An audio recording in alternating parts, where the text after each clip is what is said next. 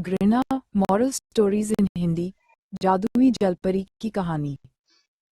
इसे जलपरी की कहानी ने प्रकाशित किया है। घृणा मॉरल स्टोरीज इन हिंदी। जादुई जलपरी की कहानी। Magical story. जादुई जलपरी की कहानी। घृणा यानी नफरत एक ऐसा जहर है जो किसी भी रिश्ते में अलगाव ला सकता है। घृणा का असर द्विपक्षीय होता है, जिसे समझाने हेतु ये कहानी मॉरल स्टोरीज इन हिंदी लिखी गई है। मुझे पूरी आशा है कि यह आपके ज्ञान चक्षु खोलेगी। उमेश और विष्णु कई वर्षों से दोस्त थे। दोनों के पिता रेलवे में नौकरी करते थे। विष्णु भी अपने पिता की तरह रेलवे में नौकरी करना चाहता था, इसलिए वह रेलवे एग्जाम की तैयारी कर रहा था। वहीं उमेश का पढ़ाई में बिल्कुल मन नहीं लगता था, इसलिए वह विष्णु का भी मन भटकाने की कोशिश में रहता था। दरअसल विष्णु उमेश की तुलना में पढ़ाई में ज्यादा होशियार था। इसी वजह से उमेश मन ही मन उससे घृणा करता था, लेकिन ऊपरी तौर पर वह उसके दोस्त होने का दिखावा करना बखूबी जानता था। एक दिन उमेश विष्णु से पूछता है, तुम सारा दिन पढ़ाई करते करते बोर नहीं होते? विष्णु मुस्कुराते हुए कहता है कि यार, जिंदगी में कुछ सार्थक लक्ष्य तक पहुंचने के लिए मेहनत तो करनी ही पड़ेगी, और फिर पढ़ाई करना मुझे बचपन से पसंद है। भला मुझे इसमें कैसी बोरियत महसूस होगी? लेकिन उमेश पहले से ही बाहर घूमने की योजना बनाकर आया था, इसलिए वह विष्णु से कहता है कि आज मेरा जन्मदिन है और आज हमें बाहर पिकनिक पर चलना है। तुम्हारा कोई बहाना नहीं चलेगा। विष्णु अपने दोस्त को उसके खास दिन पर नाराज नहीं करना चाहता था, इसलिए वह बाहर चलने को मान जाता है। दोनों अपनी अपनी साइकिल से निकल पड़ते हैं। कुछ देर बाद वे एक नदी के किनारे पहुंचकर अपना टेंट लगाते हैं और वहीं बैठ जाते हैं। कुछ देर बाद उमेश केक काटता है और विष्णु को खिलाता है। विष्णु भी बड़े प्यार से अपने दोस्त को केक खिलाकर उसके चेहरे पर लगा देता है। कुछ देर मस्ती करने के बाद दोनों नदी में नहाने के लिए कूद पड़ते हैं।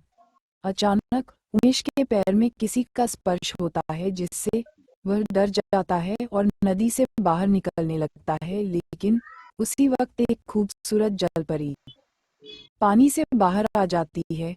जलपरी को देखते ही दोनों की आंखें चकाचौंध हो जाती है। दहशत से पैर कांपने लगते हैं। उन्हें समझ में ही नहीं आता कि जलपरी को देखकर उन्हें क्या प्रतिक्रिया करनी चाहिए। जलपरी दोनों के डरे हुए चेहरे देख जोर जोर से हंसते हुए कहती है कि तुम दोनों को डरने की जरूरत नहीं, मैं तो तुम्हें उपहार देने आई हूँ। उपहार का नाम सुनते ही दोनों की जान में जान आ गई। उमेश लालच भरी आवाज से जलपरी से उपहार के बारे में पूछता है। जलपरी नदी के अंदर से दो पत्थर निकालती है और एक एक पत्थर दोनों को देते हुए कहती है, ये चमत्कारी पत्थर हैं और हर पत्थर केवल दो ही इच्छाएं पूरी कर सकता है, लेकिन ये सीधे तुम्हारे लिए काम नहीं करेंगे, बल्कि एक दूसरे के लिए जो कुछ भी मांगा जाएगा उसका आधा तुम्हें मिलेगा। इतना कहते ही वह पानी के अंदर वापस चली गई। जलपरी की बात सुनकर विष्णु को थोड़ा संदेह होता है, लेकिन उमेश की खुशी का ठिकाना नहीं था। वह उछलते हुए नदी से बाहर निकलकर खुशी से नाचने लगता है। कुछ देर बाद दोनों वापस अपने घर पहुंचते हैं। दोनों ये बात अपने घर के लोगों से छुपा लेते हैं। उमेश को मन ही मन लग रहा था कि विष्णु तो पहले से ही उससे बेहतर है, वह उसके लिए क्या मांगे। वह विष्णु से कहता है, तुम मेरे लिए बहुत सारी दौलत मांगो ताकि उसकी आधी तुम्हें भी मिल जाए और मैं भी तुम्हारे लिए उतनी ही दौलत मांगूंगा। विष्णु अपने दोस्त को समझाता है, धन दौलत तो हम बाद में भी कमा सकते हैं, हमें कुछ और चीज मांगना चाहिए। लेकिन उमेश उसकी बात नहीं सुनता। मजबूरी में विष्णु को उमेश की बात माननी पड़ती है और विष्णु के कहते ही उमेश के पास दौलत का खजाना आ जाता है और शर्त के मुताबिक उसका आधा विष्णु को भी मिल जाता है। इतनी दौलत देखते ही उमेश का दिमाग चकरा जाता है। वह लालच में आकर सोचता है कि मैं तो अब धनवान बन गया, क्यों ना विष्णु से उसका सब कुछ छीन लिया जाए ताकि वह मुझसे आगे न निकल सके।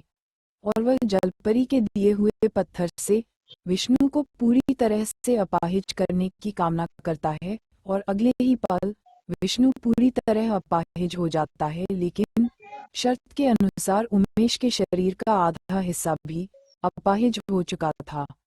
विष्णु अपने दोस्त का छल देखकर दुखी हो जाता है। उसे यकीन ही नहीं होता कि उसका दोस्त उससे कितनी घृणा करता था जो उसने पत्थर से यह मांगा।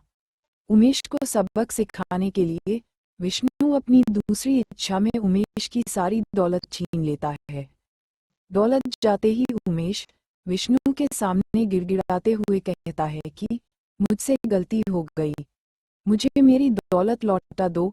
लेकिन तीर कमान से निकल चुका था। फिर भी उसे रोते हुए देख विष्णु उससे कहता है कि मैं तुम्हें अपनी सारी दौलत दे दूंगा, लेकिन पहले तुम मुझे पूरी तरह ठीक करो। दौलत मिलने की लालच में उमेश पत्थर से अपनी दूसरी इच्छा में विष्णु को पूरी तरह ठीक करने को कहता है और अगले ही पल विष्णु पूरी तरह स्वस्थ हो जाता है। लेकिन परिणामस्वरूप उमेश अभी भी 1/3 शरीर से अपाहिज ही रहता है। दोनों इच्छा पूरी होते ही पत्थर अपने आप गायब हो जाते हैं। तभी विष्णु वहां से उठकर जाने लगता है। उसे जाते देख उमेश लंगड़ाते हुए उसके पास पहुंचता है और उससे उसके वादे के अनुसार दौलत देने के लिए कहता है। लेकिन विष्णु उसे किनारे हटाकर उसकी जिंदगी से हमेशा हमेशा के लिए दूर हो जाता है। दरअसल उमेश के घृणा भाव ने विष्णु का दिल तोड़ दिया था। अपने दोस्त के जाते ही उमेश को अपनी गलती का बहुत पछतावा हुआ। उमेश आज भी पश्चाताप की आग में जलते हुए अपाहिजों की जिंदगी जी रहा है और इसी के साथ ये कहानी खत्म हो जाती है।